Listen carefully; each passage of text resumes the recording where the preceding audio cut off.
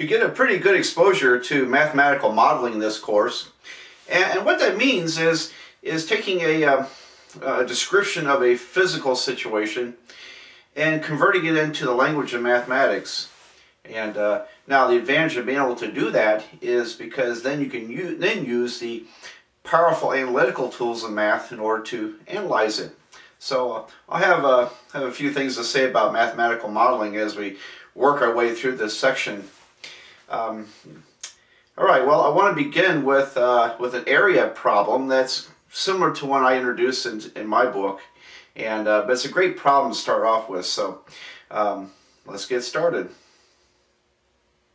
Suppose we are given 200 feet of fencing, and we're asked to create a rectangular enclosure with 3 separate compartments, or 3 pens, with 200 feet of fencing.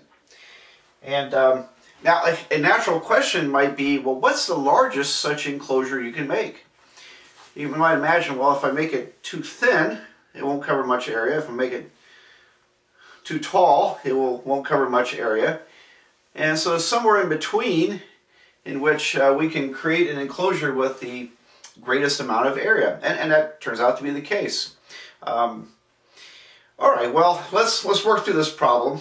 And here's how I stated it. Let x equal to the length of one side, and write a function describing area in terms of x. Now, what side is x going to be? I didn't specify that, so why don't we take the short side?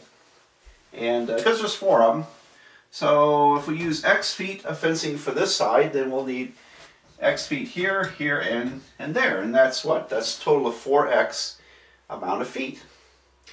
So how much fence is left over for the front and the back? Well, let's see how much fence is left over. If we started with 200 feet and we used 4x feet, then that's how much feet is left over for front and back.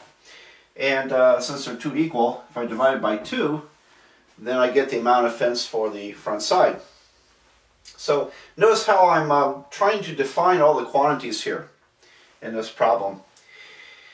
This can be simplified. If I divide 2 into both these terms, I end up with 100 minus 2x. And so that means the front is 100 minus 2x. Now, how do you do area of a rectangle? It's length times width, isn't it? So length times width will give us the area. So area, and we wanted a function in terms of x, describing area. So let me call that a of x. I like to use descriptive letters for my functions.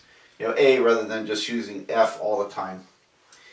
So area, a of x, would be length times width, so it's going to be x times this quantity, x, parentheses 100 minus 2x. All right, and we're actually done with this problem. And I know it's probably a little hard to get excited about that right now, but if you take some more math, you're going to keep encountering these types of situations. And actually, mathematical modeling, one of the biggest values to mathematical modeling is in optimization. And what that means is when you optimize a function, that means you're trying to find either the maximum or the minimum of the function.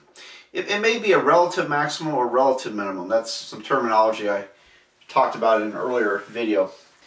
But that's important because, well, in this case, the maximum of this function gives us the maximum area.